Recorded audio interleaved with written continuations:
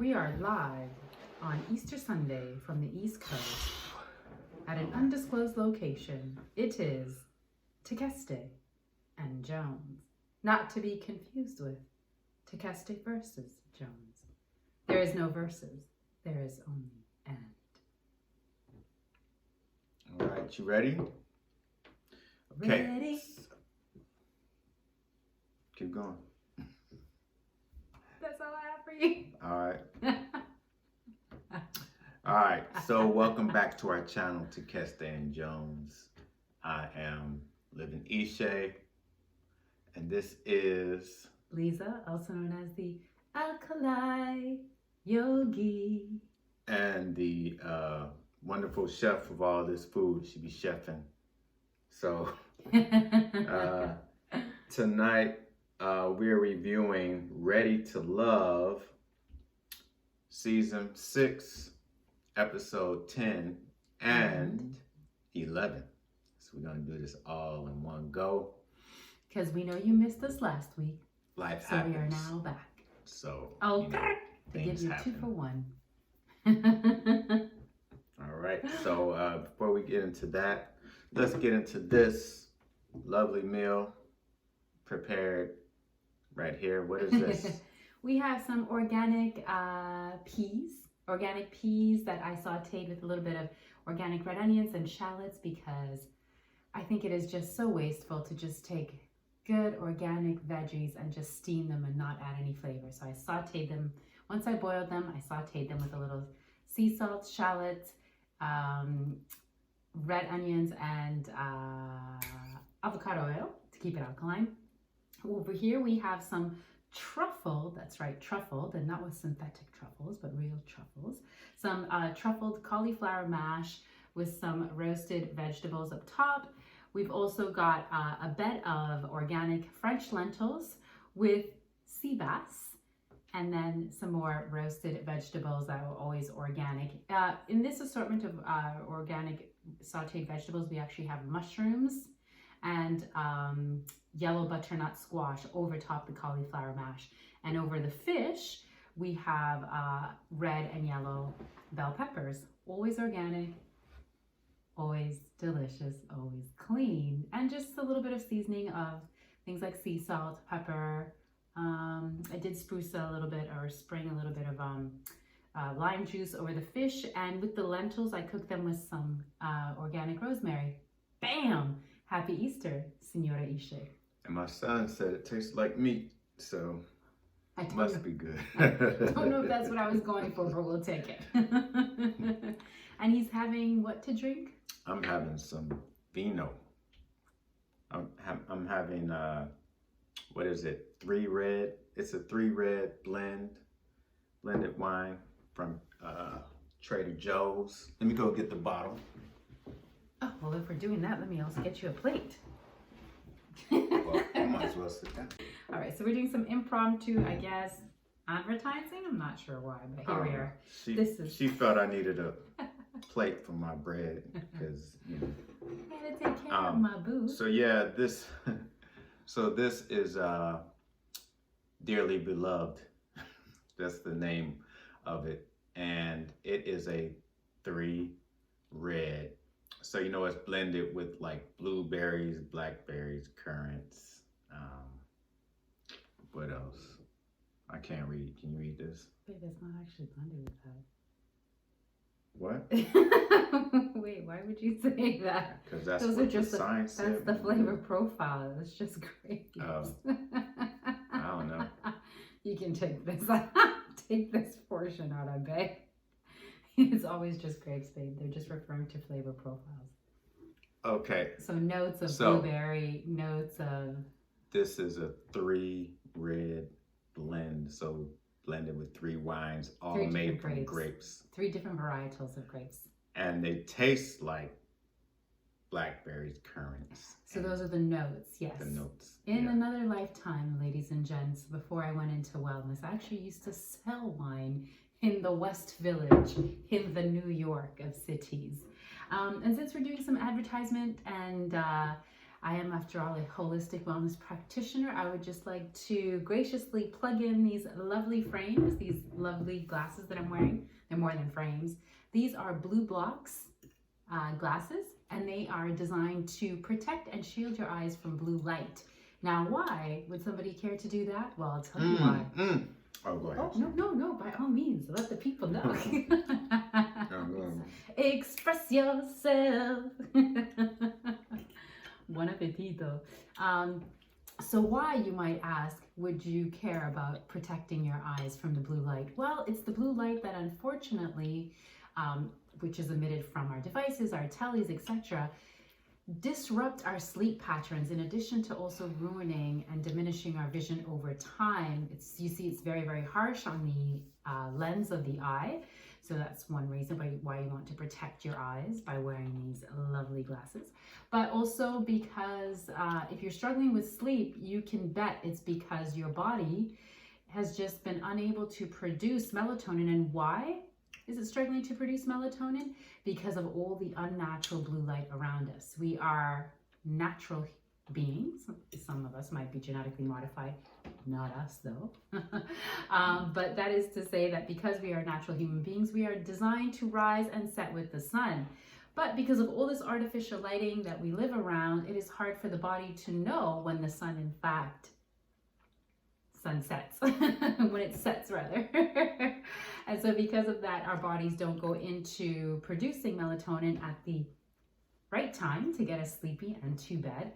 This, because it's shielding blue light, will help us to recalibrate our circadian rhythm, reactivate that production of melatonin so that we can easily transition into a restful sleep, all whilst also preserving our vision for the long term. And that was a Blue Blocks advertisement without even an endorsement. So please, Blue Blocks, reach out to us. We would love to work with you. And on a side note, I have to thank Living Ishé Reviews, because this was a lovely gift from him to me. So we can give y'all 20-30% off the purchase. You know, we'll do that once we get endorsements. So don't try to put our names when you order it. Not yet, but if you need and want to protect your eyesight and get your sleep back, get yourself some Blue Blocks.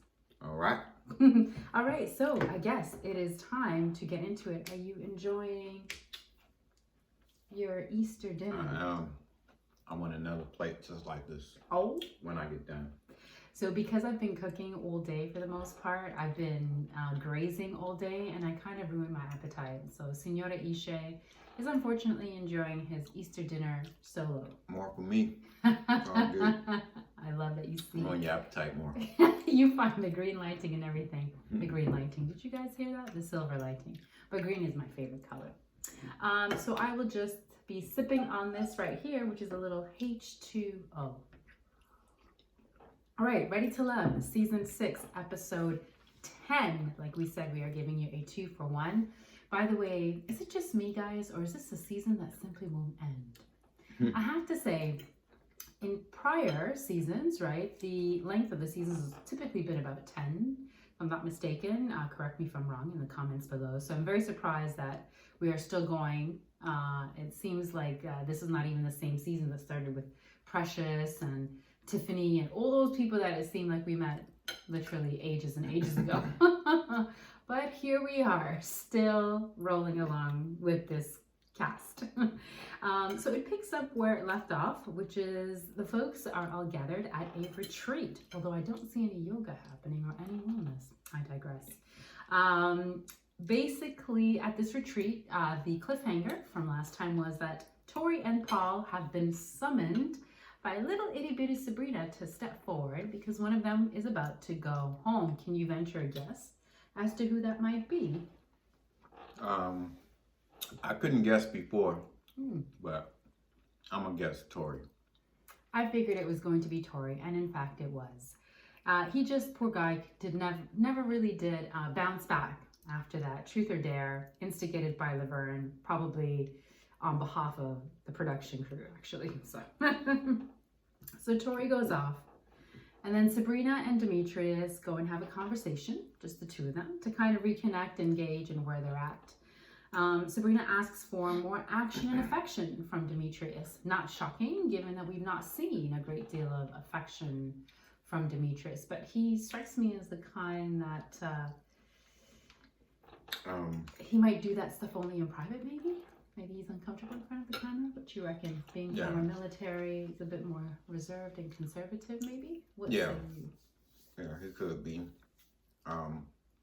But he don't want to expend his energy without making sure that she's gonna reciprocate. Because she hasn't really said that he's number one, because she still has connections with Paul. I mean, not Paul. Donovan. Yeah, Paul, she friend zoned a long time ago. He's a mentor. Mentor zone. He's in the mentor show. In addition to that affection and action, she's also craving more consistency. And Demetrius does admit that he has simply not given 100%, probably because, as you just mentioned, he's not really sure where in the hierarchy he lands. Moving along to Donovan and Carmen, who are on top of each other in the hot tub, very hot and steamy. Please don't choke. Also, Demetrius probably seen the way what happened to Tori, and he's like, I'm not trying to go out like that. But anyway, let's go to the hot tub where they was getting it in. Somebody needs some color in that hot tub because they both of them are really. No, just joking. You say they're too late? Too late? I'm just playing. Too yellow? The skin discrimination of it all. That's because I'm the darkest brother on the yard, so you know. The skin discrimination of it all. Anyways, they are trying to show us that they have some kind of chemistry. I'm not personally feeling it. I don't know why. It's not jumping out off the screen. It's not making me believe that there's an actual desire. Joy and Clifton? I don't get heat from either one of them, to be honest with you. Yeah. But they keep saying that they're super connected, and they keep backing that up with their actions in addition to their words. So presumably it's there. It's just something that I don't feel personally. Yeah, I mean, I just never felt they were right. I don't know. I feel like for the show, but I just don't see it long term. I don't see it. I really didn't see it after that one episode where he was showing his insecurities about, you know, exes.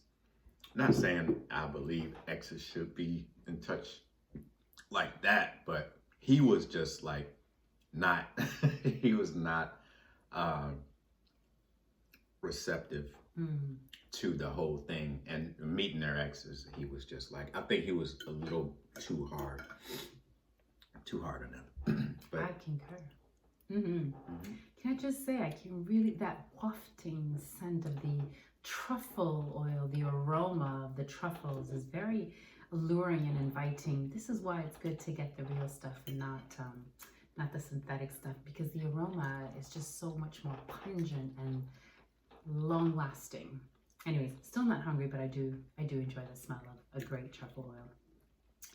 Yeah, so Donovan and Carmen are, I don't know, trying to show us that they have chemistry whilst semi on top of each other and rubbing up and hugging up on each other. It was a little bit awkward, if you ask me. I'm still really doubtful that Carmen especially is into Donovan. I think she is a type A personality that really just wants to make it to the finale. She is a person that likes to begin what she started, and she's very focused and driven, which is why she's successful in her professional life. And even though they're exchanging sweet nothings and she claims to be blushing and all the rest of that, again, for me, it didn't land. It didn't feel authentic. I don't see with them either, yeah. It doesn't feel genuine. She seems like she's trying to stay on. He seemed like he just trying to just go with the flow, like whoever is into him and he's into, like he just want to see what happened. I still don't feel he's been single long enough to be on the show. Word. Yeah. And then off we go. This time in the hot tub, who do we find? Oh no, sorry. Before that scene, actually, I skipped over a whole other scene, which is actually quite important to this particular episode. And that was Clifton and Dakia exchanging words over wine. Just the two of them. Now, mind you, by this point, because we're well into the second day, Dakia has witnessed nothing short of Clifton and Joy throwing it in her face that they have booed up. In the words of Elevate, they are booed up. Mm-hmm. They're sharing a bed. They're on top of one another whilst in the hot tub. Well, we haven't actually even gotten to that literally scene. on top of each other. But yeah, they're pretty. I mean, they have matching onesies, you know. So we've covered this already. So they finally have a heart to heart, and Dakia calls out the overt conscious coupling of Clifton and Joy that she was not privy to. She did not get the email or the memo. But she, being the classy lady that she is, expresses nothing short of maturity, acceptance, and a bit of emotions, because she is, after all, human. She does tear up, but then she bucks up and moves right along. Yeah, she's beautiful and strong. Hate saying women are strong, but she's, you know. Yeah, she's a force. She's definitely a force. I'd love to hang out with you, Dakia. When you're booed up, let us know. We'll double date. Seems fun. You know? Yeah, and you really have your head on straight. I have to say, I have a lot of admiration towards you. Then we cut to the part where Clifton and Joy are, in fact, on top of one another in the hot tub, and Sabrina and Demetrius, which is frankly the most I've seen Demetrius and Sabrina do over the last few months. On this journey. This is the most affection we've seen from the both of them. It seems a little bit late, like it's the 11th hour for them to be getting to this point, but sure enough, here we are. Yeah, because Sabrina, she's really hard. She's got that hard shell. So she's letting loose. I like to see this, you know, she seems like she's letting loose a little bit. And you would think like their relationship solidified with the way it carrying on in the hot tub. I mean, if I'm Demetrius, I mean, like, okay, she's with me in the hot tub. Like, I know she wants me. So then I could try to be more affectionate with her all the time in front of everybody. She did nibble on my ear. I mean, on his ear. She had her arm around him. Like, she was sitting up on his lap, if I'm not mistaken, right? Just remember the nibbling of the ear at the Truth or Dare. Like, if you don't know she's yours by then, and you need her to be direct with you, I don't think so. She's saying it in her actions. I don't know. So everyone is booed up, and yeah, they're basically having a laugh, exchanging words, yada, yada, yada.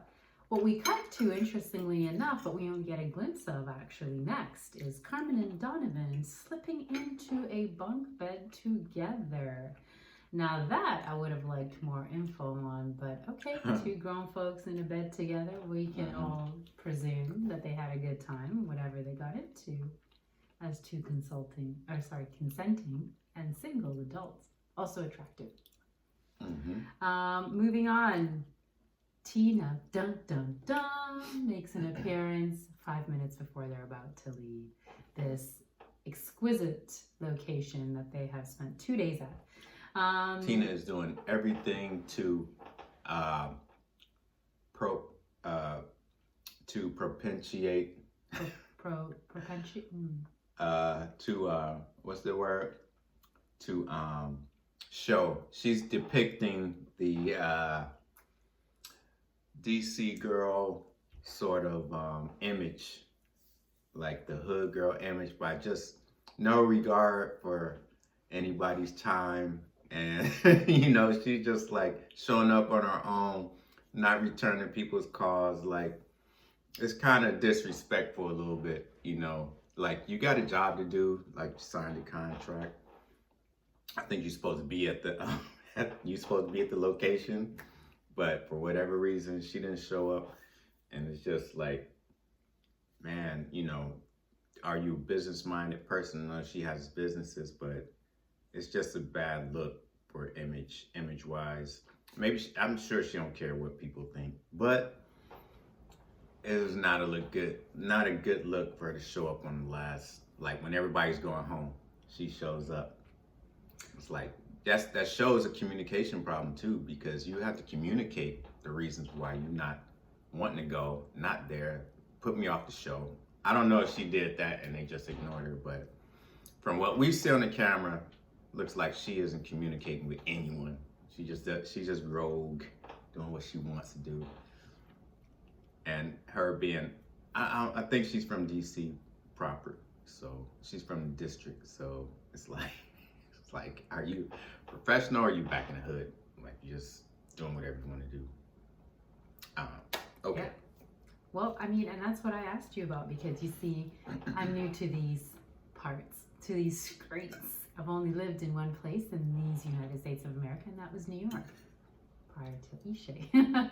So now that I find myself in the DMV, I was very surprised at how quickly and how rogue this cast has gone.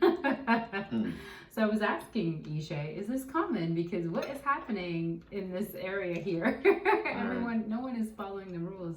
So then I got to the host probably didn't even know. But he didn't even know, yeah. So it's looking a little bit disrespectful and messy. I would prefer we didn't show show this side of ourselves. I know it exists in all of us and in every culture, but I would prefer we didn't show this to the world at large on national television. But then I got to thinking, I was like, do you reckon it might be that she just, because we know that her ex, the father of her child is not in the picture, that maybe she just struggled to find care for 2 days? Or maybe she didn't want to leave her 2-year-old for 2 days because she is the sole and primary caregiver to her toddler. That's easy. I got child care issues. Right. You can respond. But right, okay. I did see her in one interview said she has a whole village. Oh, okay, so good. Well, that's good to know. There's no reason why other than she didn't want to do it. Okay, fair enough. You know, if she feels like nobody's there for her, then, you know, she could just be like that on the show and wait for them to eliminate her. Well, I'll just say this. I don't know what her reasoning is. Well, actually, she does kind of allude to it. She does allude to it. In the end, I think she just feels that, because when her and Donovan go off, shortly after she arrives, and she gets kind of a cold-ish greeting from most of her castmates, her and Donovan go to have a chat, and she basically says to him that she doesn't think that she has a strong enough connection, a strong enough bond with anyone to warrant a 2-day retreat. And Donovan basically says, well, you know, you're no longer in good standing with anyone, basically, at this point any longer. And she's like, yeah, that's fine. So we kind of see that she's just not vested. She just didn't feel that pull. But again, you know, communication is key. Just crossing your T's and dotting your I's, you know, which is something that we all improve on, including myself. So not necessarily just calling you out, but the courtesy of sending people a text to tell them that you have no intention of showing up, rather than keeping them waiting for 2 days, is, I think, a baseline. The least that you can do, right? For me, anyways. If you get no more opportunities, you know why. It's like, right, you know, somebody gives you opportunity like this, it's like, God, come on, like. Yeah, it's a collective effort. You have a cast, you have a production crew, so there's a lot of people's time that, you know, you're sort of taking by not sharing your plans to not show up. So, so that was her small exchange with Donovan, and I pretty much feel like they walked away out of that. They left that situation with, you know, it's over, and Donovan's basically going to pursue whatever so-called connection he has with Carmen. Incidentally, Carmen and Tina go out and have words as well, and Tina asks her, like, you know, I thought you were interested in these guys, and why have you not shown up? You had 3 guys that you were interested in, Paul, Demetrius, and Donovan. And Tina says, actually, I'm really only interested in Donovan, but I chose not to show up anyways. So the whole cast has pretty much now moved on without her, so it doesn't really matter. But she's still not wrapped this up in a good and respectful way, and we'll tell you why towards the end. So now we're after the retreat, so the retreat is over. And we cut to a scene where Paul and Dakia are meeting up for dinner. So it seems Paul is now trying to pursue this very, very late in the game. literally at the 11th hour. He's trying to flirt with her, but again, to me, it does not feel organic for a couple of reasons. Number one, I don't see it, but also because what we've heard from his friend, which is that he goes for women that are overtly sexy, so more like the Carmens, versus the Dakias. So the fact that he pursued everyone but Dakia up until the very end, he went after every other woman that he could and avoided Dakia. He even went after the curveballs before Dakia, and she was there right from jump. So he went to Tina before Dakia. That didn't work out. He went to Carmen before Dakia. That didn't work out. So to me, it's just by process of elimination that he's settled on Dakia now. And I want more for Dakia than that. What say you? I don't see it with them either. Yeah. That's it. Do you think he finds her attractive? Or do you feel like he wants to find her attractive? He knows that being a man of a particular age, this is the kind of woman that, you know, you can have a solid foundation with and build something with. He doesn't need her. He doesn't need her, but she'll keep him out of the streets. Yeah, but you know, it's off those STDs. It's not really his type though. Like, I don't think physically. She's good, but for him, it's either Tina or Carmen. Those are his types. She's too reserved, too classy. Yeah. She's just not into showing everything like that, like they are. So. Yeah, I think so, and I could be wrong, and we can talk about this a little bit more because we see more and more dates with these two over these 2 episodes. But I feel like she's also too accomplished. Not entirely clear on what Paul does, but it seems like she has surpassed and is. Software analyst. Yeah, so she's considerably more successful than he is. For some people that matters, for some couples, and it may not for her. But I don't know if she's a traditional woman and she would be okay even with that, making significantly more than her partner. I don't know, and I don't know how Paul would feel about it. So, anyways, moving on though.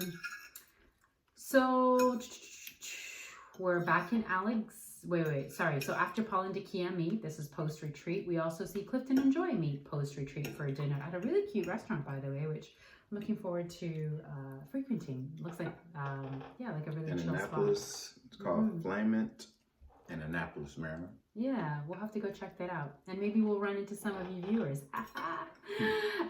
Say hello if you do. But please, no pictures. Just kidding. All right, so we see Clifton and Joy. She basically jumps his bones. She's so keen and eager to be reunited with him.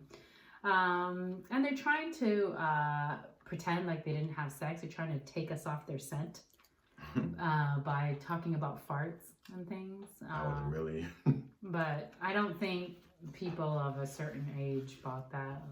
I don't want to imagine Clifton farting. Or her. I mean, you guys were 2 adults. You were away on a retreat. You've been dying to spend time together, and now you have. So, yeah. All right, Joy.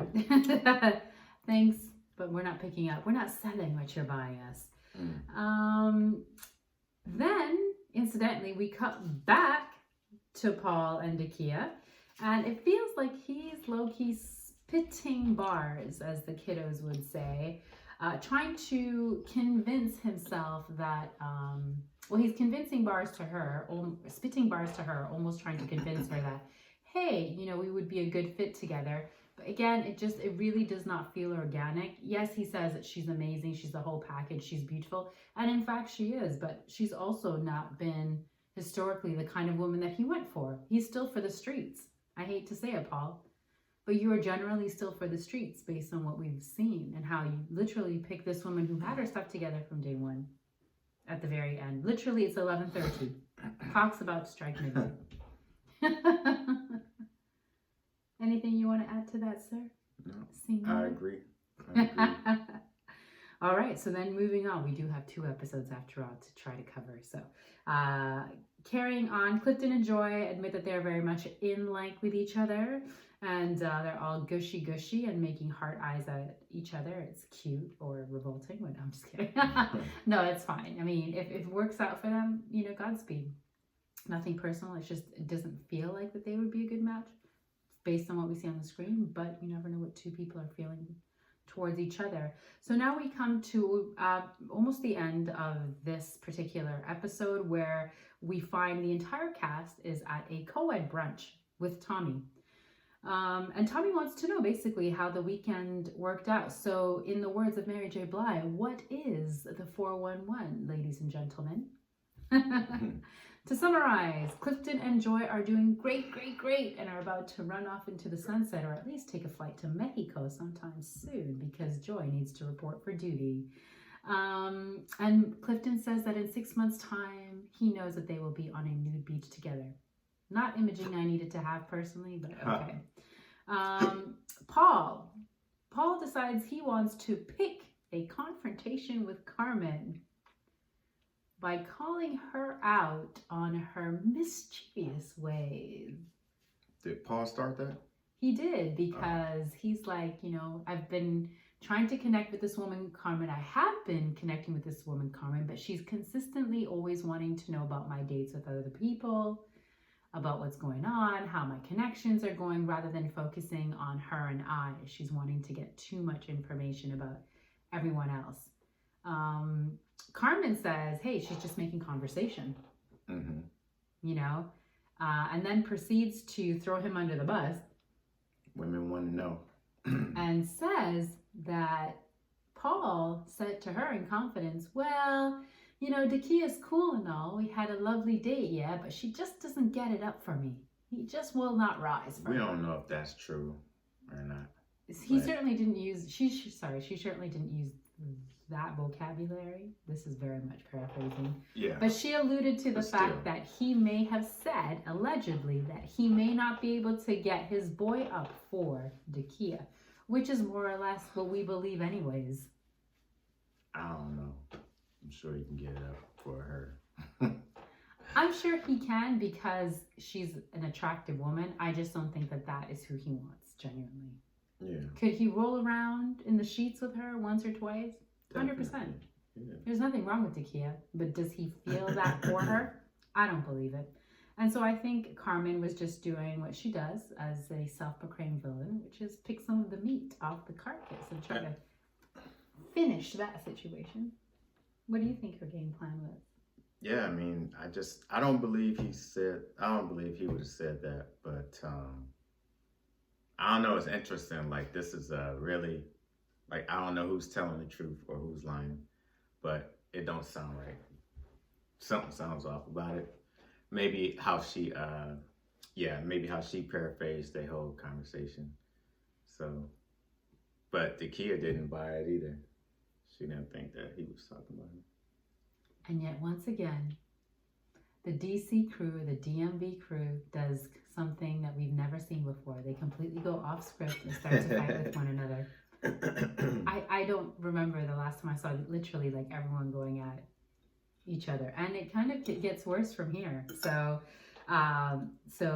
Paul denies it. Dakia believes Paul, but I don't believe that Dakia believes that Paul really wants her, but okay.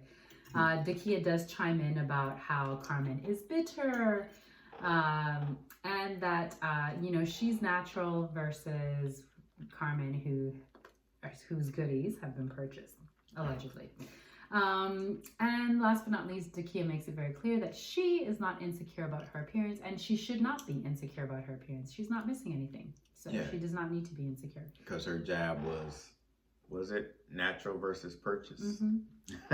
Yeah, and also class versus no class. Ooh, yeah, she got some good digs in.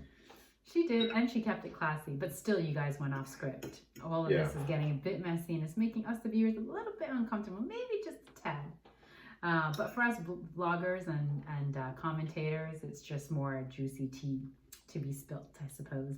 And then we go to Sabrina. Another disaster is about to ensue here as her and Donovan start to go head to head, surprisingly. We never saw this coming any more than we saw Carmen, Dakia, and Paul going at it. So now Sabrina and Donovan, well, are you even ready to be in a relationship? I don't think you are. Well, why are you threatening me that I'm going to be the next one booted off? It was all sorts of stuff that none of us saw coming. Who said Donovan's the next one to be booted off? And why is Sabrina saying that he's not ready to love? That's not for her to decide. That's for them collectively to decide. I don't know who to believe in this situation.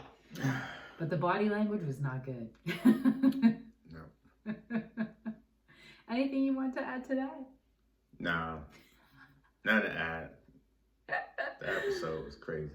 It really is. It's turning up several notches. I mean, it's dragging on this season. To be honest with you, it really is dragging on, but also now at the end, they're cranking it up for us to keep us engaged. So thank God, because I think we still have a couple of episodes to go. So she does say that of the two connections that she has, Demetrius is a stronger one, and she has more trust in Demetrius. But she's fearful that Demetrius wants a submissive woman, and she is not that. Of course, now Demetrius is also on the defensive, just as Donovan is. So just like Carmen, Dakia, and Paul were exchanging words, now we have Demetrius, Donovan, and Sabrina exchanging words. Demetrius is denying that he needs a submissive woman, doesn't appreciate being analyzed, I think, and even just assumptions being made about him or being told what it is that he wants or needs. So he's now just as defensive as Donovan is, leaving Sabrina kind of like not on good terms with either one of her connections at the end of this episode. Yeah. I mean, nobody can get in her head, and everybody keeps doing one thing wrong, and she holds on to that. So I think in the beginning, no, it happened when they met the friends. So Demetrius's friends, if he would never have said anything about submissive woman, Demetrius and Sabrina would be hand in hand right now. But she held on to that, even though he tried to clean it up and clear it up. Yeah, she's just not hearing that. I kind of think that might have been an excuse. I don't think they would have worked out anyways. I think they're just too different. I don't think so either, but yeah. I think she knew that, and I think she just needed something to help remove herself or to create, whatever, it doesn't matter. This episode 10, actually ends with Tommy, the host, requesting a meeting with Tina and goes to meet Tina. And dun, dun, dun, Tina is a no-show. Oh, she got no respect for nobody. She don't care who it is. She's like... Really, guys? She's not going to answer the phone. I think she put it to voicemail when he called. That's messed up. Tell us what we're missing, Tina. Why would you do this? It's so disrespectful. Tommy is an elder. You signed a contract. You have castmates. If you're not in it, be clear and direct. People have self-eliminated before. But the whole disrespect of not showing up when there was a meeting that was requested and you agreed to it the same way that you agreed to go on the retreat makes you look inconsistent, unreliable, messy, immature, and even entitled. Like, you think it's okay to play with people's time. Production was there, Tommy was there, cameraman was there, persons were there. Like, the whole thing is just, if this is how it really went down and it wasn't edited just to make you seem like you were troublesome, then it's not a good look. it's no good. Did you want to add anything to that? Okay, so before we get into the next episode, I just want to say, undoubtedly, this season we've seen more self-eliminations and disrespectful self-eliminations than any other season. So well done, DMV. You get the crown of being the most rogue, the most disrespectful, the most self-eliminating casts of all time. If that's something you want to be proud of, roll on. That's how DMV rolls, I guess. I'm shocked. I've been watching this show from season 1. Not ever have I seen anything like this. All but right. That's the end of this episode. Living Ishé reviews take us over to same season, episode 11. I told you you're getting 11. A 2-for-1 today. And they call this one All in the Family. Because this is a segment where now... Wait, I didn't give them the title to the other one, though. Sorry, guys. What was the title? I don't know. We'll put it in the description box. All right. Better Late Than Never was the title to episode 10. Oh, thank you for pulling that up. because See, my trusty somebody word. was late, and better they came late than never show up. But it's just like not showing up because it didn't add anything. He's All from right. the military, so when you are not What? 15 minutes beforehand, you're considered late, right? You weren't supposed to tell people that was secret. Oh, No, I'm just joking. cut it out. If you ain't get there 15 minutes early, you're late. All right. So, All in the Family. So, episode 11 starts off in the gentleman's lounge, and there's 4 guys left. There's and then Tommy comes in right off. He's talking about being stood up and ghosted by Tina like he's one of her little friends. He was like, "How you gonna do me like that?" So he's like, "Oh, she's done." So Paul is worried that Tina messed up his rotation with the other women because Paul was kind of counting on her and he was keeping the other ones at bay. So now he got to hurry up and get, he's got to get all his bearings and get with these other connections, because at first he was like waiting for Tina. So now he got to really step it up with either Carmen or Dakia, right? Mm-hmm. And Carmen isn't on his radar anymore. So, so by process of elimination, that's how Dakia became the main one. And let's see. Yeah, because he realized he hasn't had enough time with Dakia, so now he got to like do all this time work with her to get her on him. But coming from Clifton, oh, that's pretty hard. And so Demetrius is hesitant for Sabrina to meet his family. Is he? He was at first. Oh, okay. Well, yeah, he was just talking about it. He was like, I don't know, cause yeah, it probably feels too soon. Yeah, I mean, but it's part of the show. So Demetrius follows orders. He was in the military. He knows how to follow. He knows how to lead. So anyway, first up, we got Clifton. This is a family meeting. So we got Clifton. So I think his parents are deceased. So he has his cousin and his uncle. I think they're from both sides of the family. And then, of course, Joy is coming in. And, the meeting goes well. She didn't do the old, like, jump on him and put her legs around him in front of the family. So good. She got some class.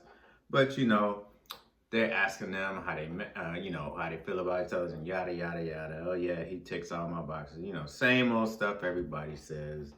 And then they ask her how she feel about him having kids.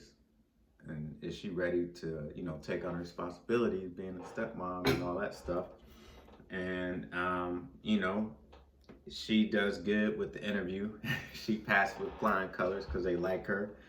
But it comes up that since they're both busy people, he's a workaholic. She works in a whole other country 6 months out of the year. How is that going to work?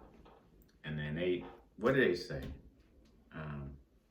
She works in Puerto Vallarta, Mexico. And I don't think he's going to be able to handle that personally. If he couldn't handle the exes, he's not going to be able to handle her being away 6 months out of the year. Like, that's going to take a toll. What do you say?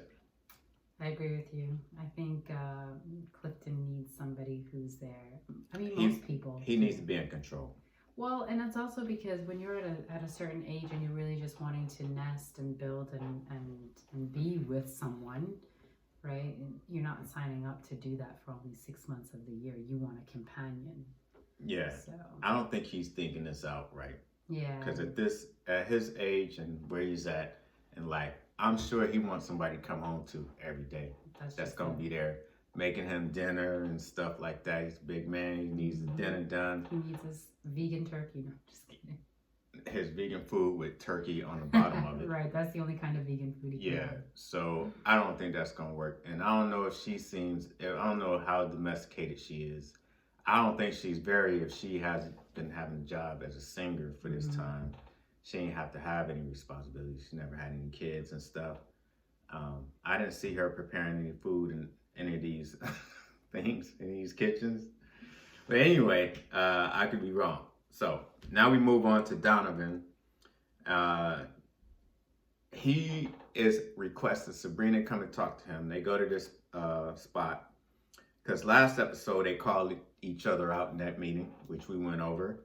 And so now Donovan, Donovan talks about her playing games and not being forthcoming with him about Demetrius. He said, you ain't being honest with either one of us. Like, you can't tell us who you want. And she kind of like turns it around, some Jedi mind trick. She's like, she just thinks Donovan is being a baby and he being unfair and he's being like, just like sensitive and childish. And, you know, she thinks he's a little jealous over Demetrius. I think he is a little bit. I think so too. Yeah. And Sabrina, you know, she says that that she thinks that he would pick Carmen over her because he got this connection with Carmen. But, you know, they was just at this retreat and he was with Carmen. She was with Demetrius. So I think it's time to like, they could have let that go. Pair up. Yeah, just let it happen. Mm-hmm. Otherwise, yeah, he would end up like Tori. And that's kind of what Donovan was alluding to, is his frustration is it says at this point in the process, you shouldn't be down to 2, you should be down to 1. Yeah, well, Sabrina says that Sabrina said that he said that he would pick Carmen over her. I guess that's to get back at Sabrina for saying that you could be eliminated too. Tit for tat. Right. And, you know, he says that was bull. And then he ends up telling her, hey, you know what? I'm going to move forward with Carmen. Have a nice life. He gets up. I guess I'll see you next lifetime. Man, this little woman is, she putting these big dudes on their tails. Like, she is like handling these dudes. It's like she got all this little power. This little woman is funny. Like, she's breaking these guys down. So she don't even care. So she's like, yeah, and she mentions, she's like in the confessional camera talking about he's talking while he's cleaning his dirty ass fingernails. Like she, and rolling his eyes like a beer. It's too much, man.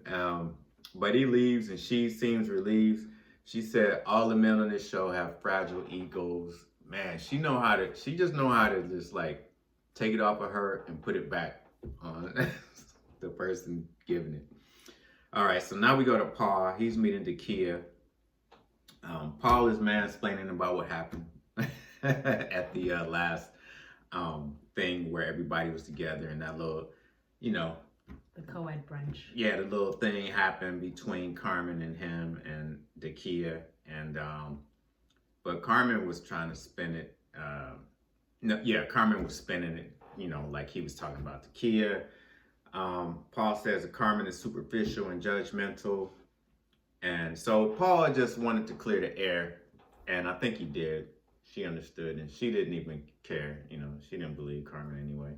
But the thing is, and granted, none of us will truly ever know, what Carmen said is in fact in alignment with what we have seen Paul do, which is always go for the hottest girl in the room.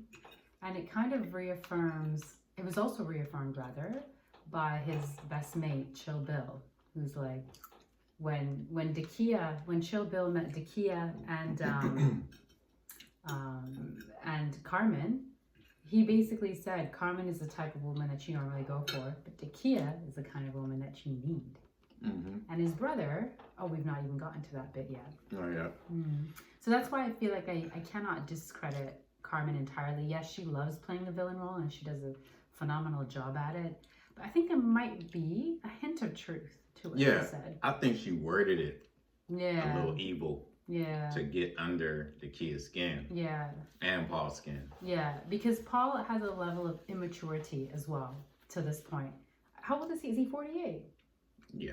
So he has a level of immaturity based on the fact that he still picks his women based on who's the hottest woman in the room. Who's the sexiest with the fiercest body and the biggest curves, right? And that's all fine and well when you're still really young and out here just having fun and exploring dating. But to be nearly 50 and you say you want a lifelong partner, that's not the first thing that you're looking for when you're looking at a room of women. Some of us men never learn. I mean, should that be the first thing that you think about when you're that age and you say you want a lifelong partner to build with? I mean, biologically, we're just visual creatures. Sure, I get that. I mean, if you don't learn, you're just gonna be that way your whole life. Yeah, there needs to be discernment. I think you can find an attractive woman, but the likelihood of her being the hottest woman in the room and still having everything else that you need when you're a man of a particular age, which Paul is, right? Just look at all the hottest women, like Tina.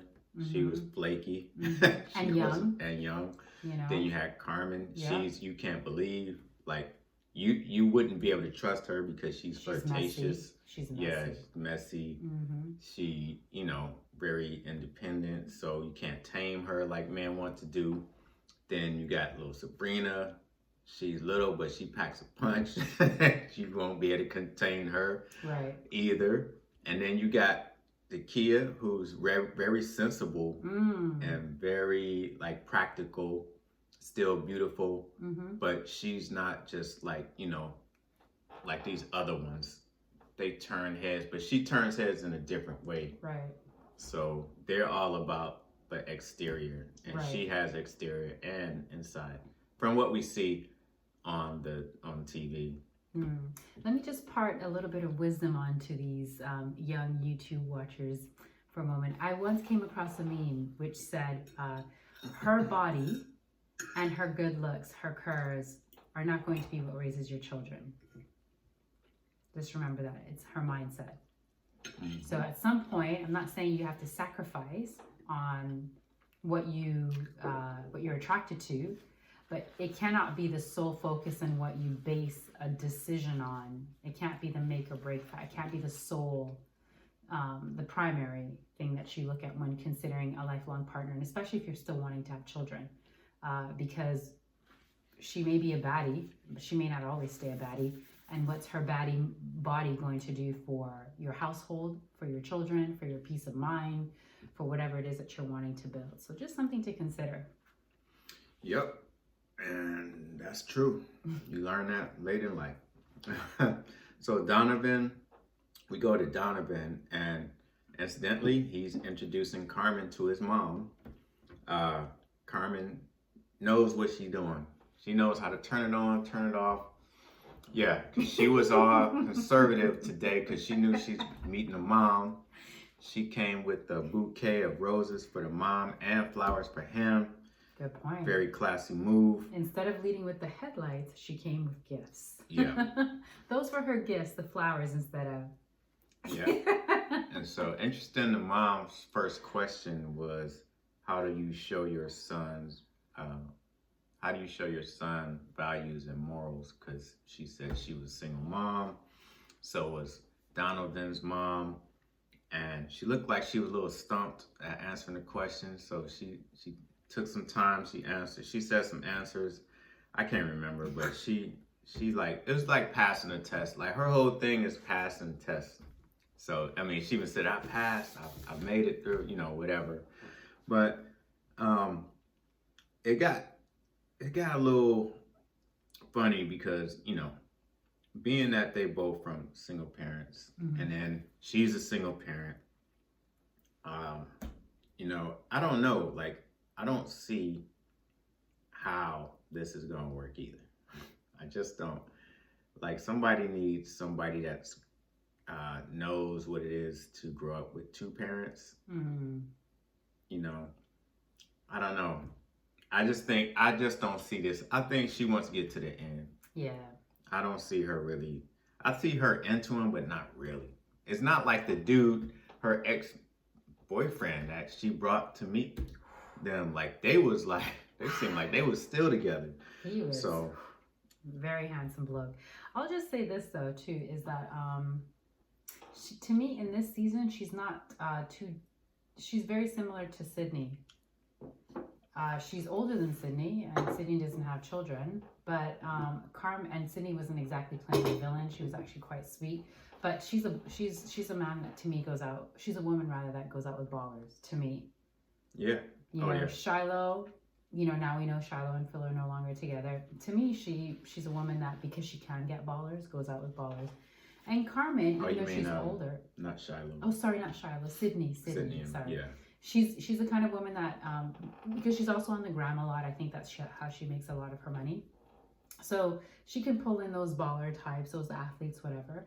And I think that that's who she generally kind of runs around with. And I think that Carmen has access to those types of individuals as well, because apparently she is around a lot of athletes. Mm-hmm. She looks smoking hot. She looks younger than her age. So I think that her having access as well to men like that, I'm not saying that just because you have access to men like that's necessarily what you go for.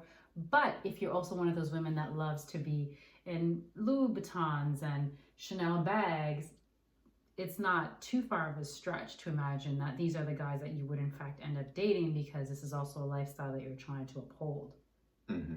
And I just don't know how Carmen appears to be very glamorous to me, so I don't know that Paul would even fit into that he lifestyle. Seems really conservative financially. Mm-hmm. So he may not be the guy to shower Carmen with a Chanel bag on her birthday.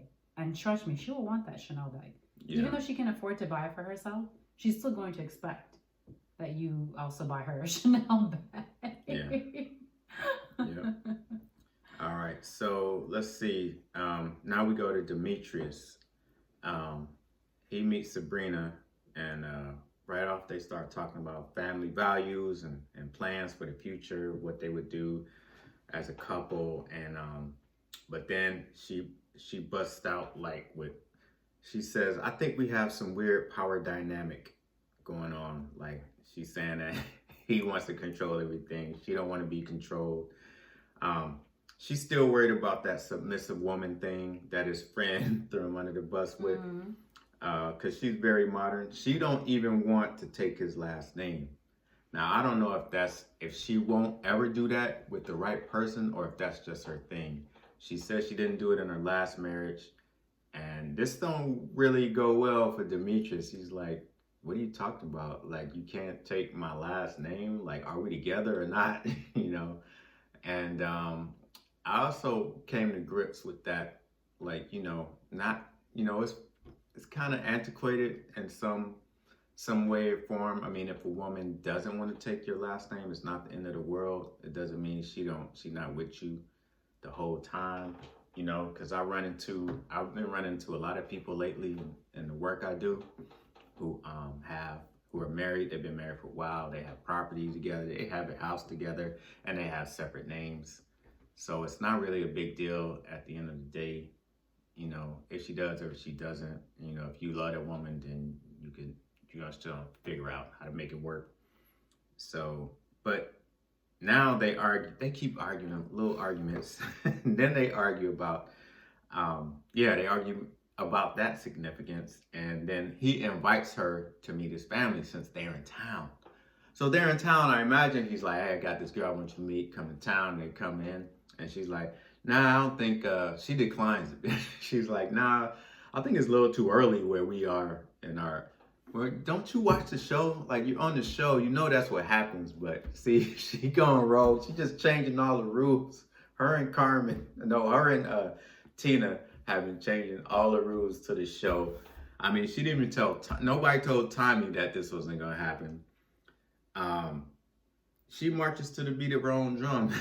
And the whole DMV crew. Yeah. You guys are a trip, honestly. I know. I was in this. I was like, dang. Like, I don't know if she really wants to be with him. She's like, I don't need to meet your family unless, like, and she kind of cleared it up with on her side. As for her family, her dad don't want to meet nobody unless y'all engaged or y'all about to walk down the aisle. Then he wants to meet. So she feels the same way. I get what she's saying because I come from a similar background. You don't just introduce every Tom, Dick, and Harry that you date to your family. It's strictly when you guys are planning to get engaged or get married. So I understand everything that Sabrina's saying as an East African. However, I'm still calling BS because sure, you may not bring Demetrius to meet your father now, but he comes from a different culture altogether, right? Because I think she's Latina. I think she's Black Latina, and he's African American. Nicaraguan. Okay, so and he's, I'm guessing, African American. So and not to mention he's asked, this is a great deal of vulnerability, and I think Sabrina's always wanted more affection and vulnerability from him. This is a form of vulnerability. He's saying, I would like to introduce you to my kin, my next of kin. Like that's massive. So if that doesn't show you that he's interested in trying to work out these kinks with you, I don't know what would. So the fact that she shut it down for me was already a sign that this was not going to progress much further. Yeah. All right. So then after that debacle, we got Paul meeting Dakia again, and they're going to meet Paul's younger brother. And and then, the younger brother's asking the, same old questions everybody asks. And then Paul's prior marriage comes up. And the brother just says sometimes he stays a little longer in things than he's supposed to, than he should have. And, but he's saying, I think his brother is telling him, look, don't stay in a race just because you want to stay. Like, you got to know if this ain't the right one either, just like fold up, So, she's getting points from the brothers, like she's amazing, Again, I don't think that's the brother was saying. I think the same thing. That's not what you normally go for, but she's good, and she's what you need. She's what you need. This is not what you normally go for. But she kind of mentioned that she don't know if he's what she needs or even wants, and she's like got this. She about to put Paul in the friend zone vibe, is what she was kind of saying. Like, I don't know if I see any romantic with us. He's probably not her type, period. She's just nice. Yeah. I don't think she's saying it because when she likes somebody, like she liked Tori, she liked Eric. She really liked Eric. She really liked Eric, and then she liked Clifton. And you could totally see that, but you're not seeing none of that with Paul. No. So now we go back to the gentleman's lounge, and this is the last gentleman's lounge. So you got the four guys. You got Clifton, Paul, Donovan, and Demetrius. So Clifton talks about how his family like joy, but they still concerned about the distance that's going to happen in their relationship, which I'm telling you, Paul is just not, he's just not secure. Yeah, Clifton is just not secure about these things. I mean, he'd probably go down to Mexico and visit, check out the show, but he ain't going to be cool with it. He needs more than that. Yeah. He needs that every night I come home to you. On the weekends we're doing things together. Every holiday we're celebrating together. Yeah. Not I have to get onto a flight for 3 or 4 or 5 hours to get to you. Yeah, and then after the 6 months, if she's hanging around for 6 months, totally, he might be like, damn, I'm just saying, I don't know if this is what I really want. Now I'm seeing too much. Right. I don't know. It's up in the air with people like that, They should not be in a relationship unless you've been with somebody a long ass time. All right, so Paul's shooting his shot at Dakia, and Tommy questions that because he realizes, he questions. That it's 11:30. That's what he's questioning. Yeah. So Tommy is like, "How do you know she's the one? Like, what made you realize after now that she is the one?"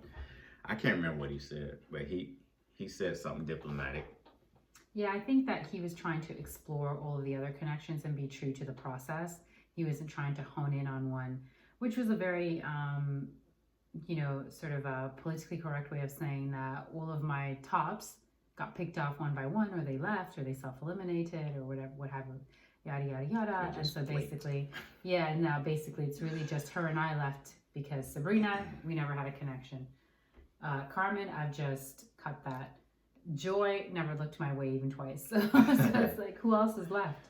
Yeah. It's just Dakia at this point, if we're being brutally honest. I know. Nobody thought Paul was going to last this long. No, he didn't. He kind of went under the radar, to be honest. Yeah.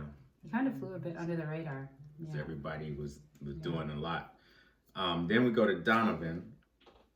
He's moving on from Sabrina to Carmen. He explains that because he says Sabrina doesn't take any accountability for anything she says or does. And she can't choose between me and Demetrius. And anyway, my mom likes Carmen. And so then we go to Demetrius, and he talks about Sabrina not wanting to meet his family. And while they're actually in town, so Tommy is like, hold up. You need to have another date with her and find out why. And he's like, I told you why. She don't want to meet them. Ain't nothing else you can say. You can't make her do, you should know by now, you can't convince her of nothing. It has to be her idea.